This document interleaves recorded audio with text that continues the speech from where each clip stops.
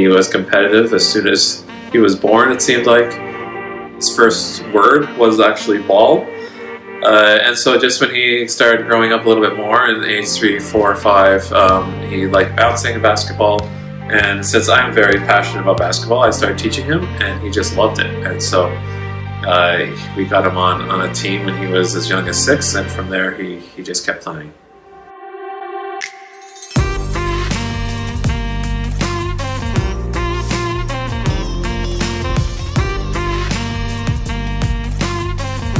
Right away, you could tell that he was physically far advanced for a boy his age. Little by little, as he went to elementary school, it was very clear that he has a gift, and he had determination. And his father handled him very, very patiently and spoke into his life and helped him to understand life. And he began to grow, and he had perseverance, he had motivation. Deep down in his heart, he had a love for people, but all of it had to develop and grow. He could do just about anything. He was already able to shoot 3-pointers in the first year that we were coaching him.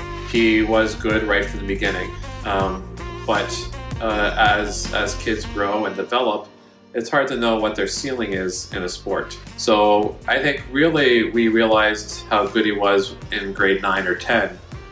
When he started playing high school basketball and his 3-point shot started extending out, a couple feet past the 3-point line, where his athletic abilities started surpassing the other kids, where even in grade 10, as a 5'11", 6-foot guard, he could start dunking the ball.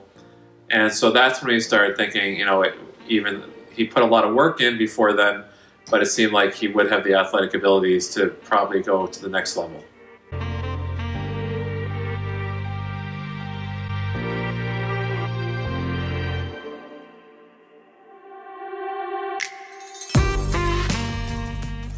More so than any of those physical traits, it was his basketball IQ that made him stand out amongst the boys his age.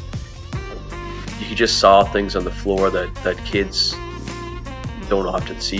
In fact, even as a coach, sometimes I didn't see them. I was fortunate enough to play with Jackson for a bunch of years. We grew up together, played ball together, and first and foremost, he was a great teammate both on and off the floor.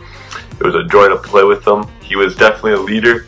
He could shoot the ball from anywhere, but he would always look to get guys involved by passing. He's also a great passer and would usually set the pace for us.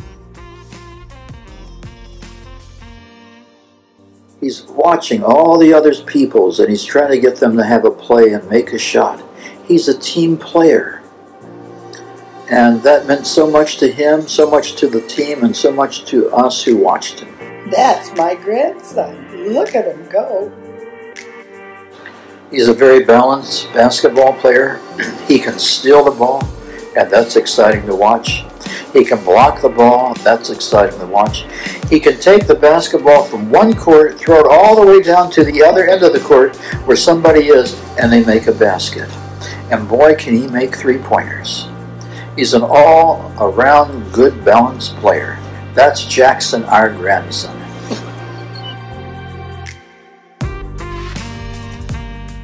Growing up in a small town of 20,000 in Eastern Ontario, which is more like a hockey town, definitely made it challenging to find the right basketball programs for Jackson. Coming from Brockville, there's not many people that make it to the next level. We did have to drive a long ways to get him in programs that kind of matched his skill set. That motivated him even more to be one of the guys that went on and played. And although he did go and play for other clubs, I think he takes pride in being from Brockville, and he represents it wherever he goes. At the same time is that we wanted to also grow the program with basketball in the town.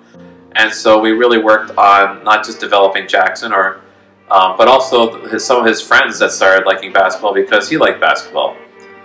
So we developed players within our town so that he could start playing on teams within the town of Brockville. And then he did some personal training specifically for basketball about 90 minutes away. So we'd have to drive an hour and a half. He would spend an hour with his trainer, Merrick Palmer. and then we'd drive another hour and a half. So that could take up, half a day of the weekend. So there was a big commitment there, but anytime as a father, anytime seeing the joy and the hard work he was putting into it, it was well worth it. Things that he could have given up by playing basketball is more social life, more friends. But I think that maybe he gave it up, but that it was a much more positive experience for him, because the friends that he now has all across Ontario and Canada even, and now as an adult, as he becomes a young adult, really more called a network of friends, is very beneficial. In Ottawa, he did a lot of training and just got ahead of the game. Was very good at a very young age, and his work ethic never left him. And yeah, he's worked hard, and it's no mistake that he's playing at the next level now. He journeyed to figure out what college to go to, or university. He definitely took his time, and I think that inspired him to know what he appreciated in a team, what he needed to work on, and how far he wanted to go and how much work it would take. But he really found a place that he could participate in, commit to, and be a real member of the team. And the importance to him is team, and he really found a place that he's enjoying. Give a big University of Calgary welcome to the newest Dino, Jackson Bayles!